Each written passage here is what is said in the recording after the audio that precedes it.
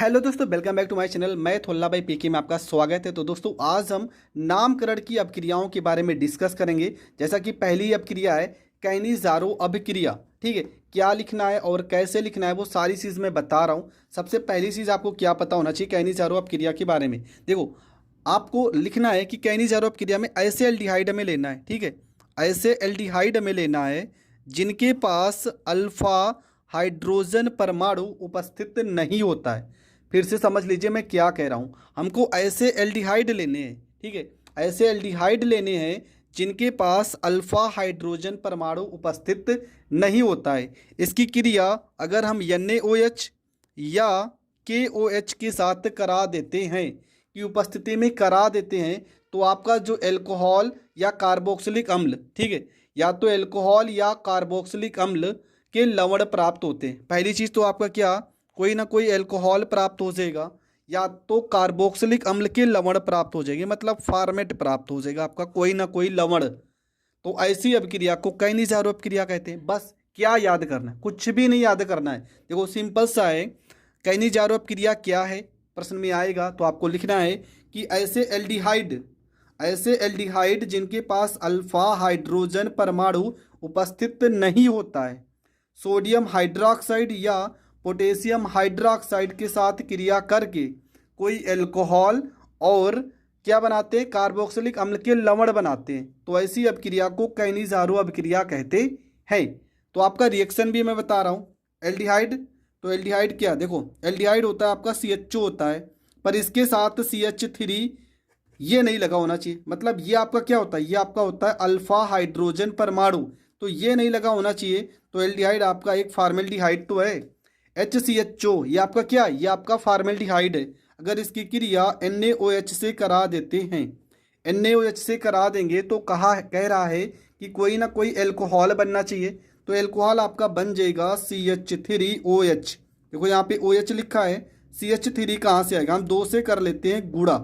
कैसे, देखो यहाँ पे H कितने हो गए, 2H यहाँ पे 2H यहाँ, 4 हो गए ना। 3 यहाँ पे हमने ले लिया, 3 यहाँ पे ले लिया, OH और OH। बचा आपके पास क्या, कोई ना कोई फॉर्मेट भी तो बनना चाहिए। तो फॉर्मेट क्या बनेगा, फॉर्मेट बनेगा H, एक H आपका बचा है, 4 H थे ना, 3 हुए हैं, HCOO। C आपका एक बचा है तो C यहाँ पे एक हो गया। O आपके पास देखो 2 से गुणा किया हो तो 2O, और यहाँ पे Na, ये आपका बन जाएगा सोडियम फॉर्मेट।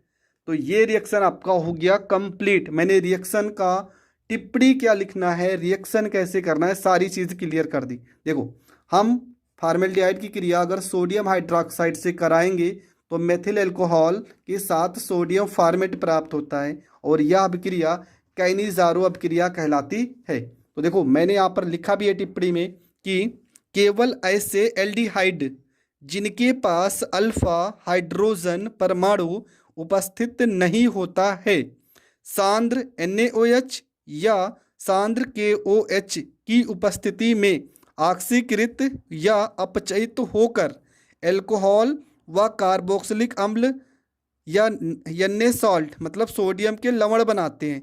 यह अभिक्रिया कैनिज़ारो अभिक्रिया कहलाती है। आपको सीधा सा लिखना है, क्या लिखना है कि ऐसे एल्डिहाइड जिनके पास अल्फा हाइड्रोजन परमाणु उपस्थित नहीं होता है, सांद्र NaOH या KOH की उपस्थिति में क्रिया करके कोई एल्कोहल बनाते हैं, तो ऐसी अभिक्रिया को कैनिज़ारो अभिक्रिया कहते हैं। बस आपको इतना पेपर में लिखना है, आपको पूरे के पूरे नंबर मिल जाएंगे।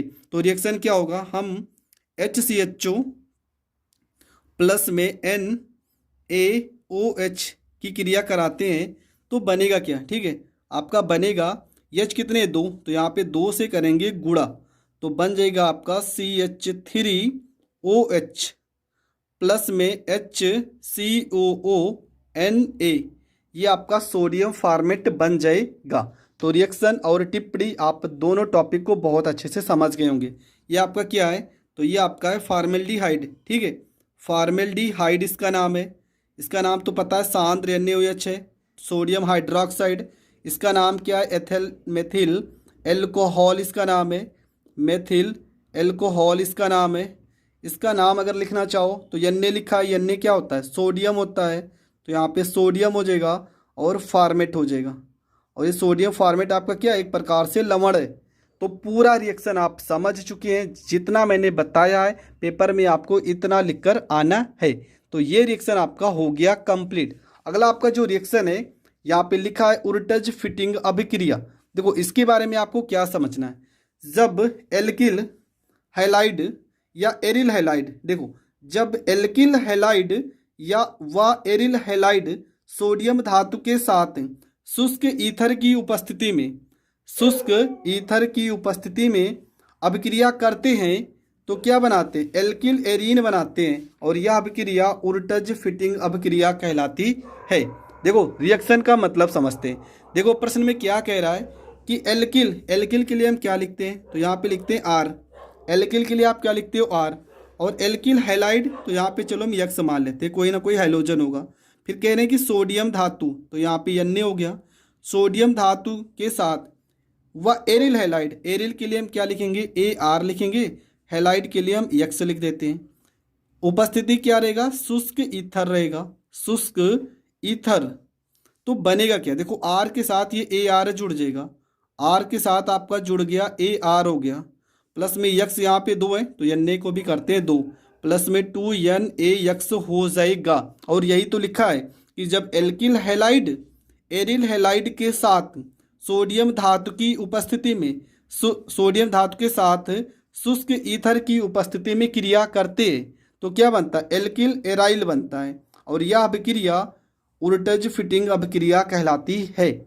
फिर से समझ लीजिए, देखो ये अगर लाइन आपको याद है ना तो इसे याद करने का कोई मतलब ही नहीं है। आपको ये लाइन याद करना है। कैसे, आर को हम एल्किल पढ़ते हैं ना, जब एल्किल हैलाइड को एरिल हैलाइड के साथ, एरिल हैलाइड व सोडियम धातु, एल्किल हैलाइड एरिल हैलाइड और सोडियम धातु को शुष्क ईथर की उपस्थिति में अभिक्रिया कराते हैं तो एल्किल एराइल प्राप्त होता है, और यह अभिक्रिया उर्टज फिटिंग अभिक्रिया कहलाती है। और इसका रिएक्शन आपको कैसे लिखना है, तो देखो आर की जगह पे हम क्या ले सकते हैं, आर की जगह पे हम ले लेते हैं CH3 और यहाँ पे Cl ले लेते हैं, प्लस में यहाँ पे 2Na हो जाएगा, और प्लस में AR, एरिल में आपको ले लेना C6H5 ले लेते हैं, और यहाँ पे Cl।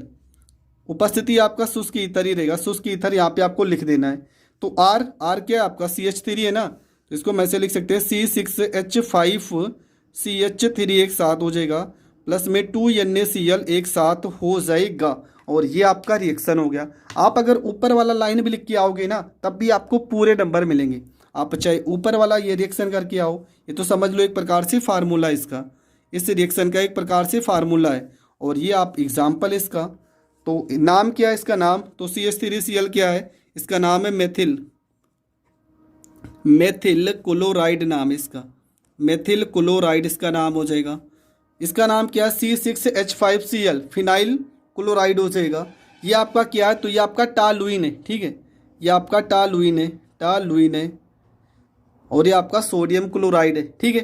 तो क्या रिएक्शन है कि मेथिल क्लोराइड को फिनाइल क्लोराइड के साथ, फिनाइल क्लोराइड व सोडियम के साथ शुष्क ईथर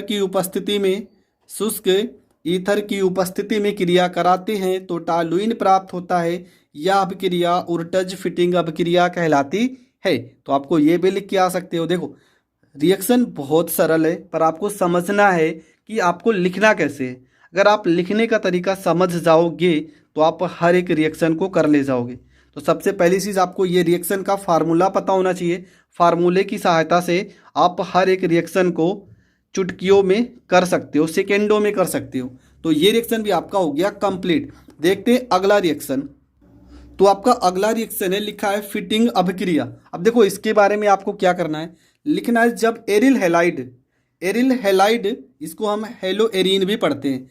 जब एरिल हैलाइड या हेलो एरीन, Na मतलब यहाँ पे Na लिखा है, ठीक है, Na सोडियम धातु के साथ शुष्क ईथर की उपस्थिति में क्रिया करता है तो डाई एराइल प्राप्त होता है। यह अभिक्रिया फिटिंग अभिक्रिया कहलाती है। देखो एकदम सिंपल है। आपको क्या करना है, प्रश्न में लिखा है कि एरिल हैलाइड, तो एरिल को हम AR और हैलाइड के लिए हम यहाँ पे X लिखते हैं। कह रहे हैं कि सोडियम के साथ, तो एरिल हैलाइड के कितने अणु होंगे, 2, AR और यहाँ पे X। उपस्थिति किसकी है, शुष्क ईथर की उपस्थिति है। तो होगा क्या, देखो Na यहाँ पे अकेला है ना, X यहाँ पे 2 है, तो यहाँ 2 से कर लेना है गुणा। तो पहली बात देखो ए आर 2 बार लिखा है, तो यहाँ पे 2 ए आर लिख देते 2 बार, और प्लस में 2NaX अलग हो जाएगा। ठीक है, तो ये रिएक्शन आपका क्या हो गया, ये आपका रिएक्शन हो गया कंप्लीट। देखो क्या लिखना है कि जब एरिल हैलाइड, देखो इसकी सहायता से हम लिखेंगे, जब एरिल हैलाइड सोडियम के साथ, जब एरिल हैलाइड सोडियम के साथ शुष्क ईथर की उपस्थिति में क्रिया करता है।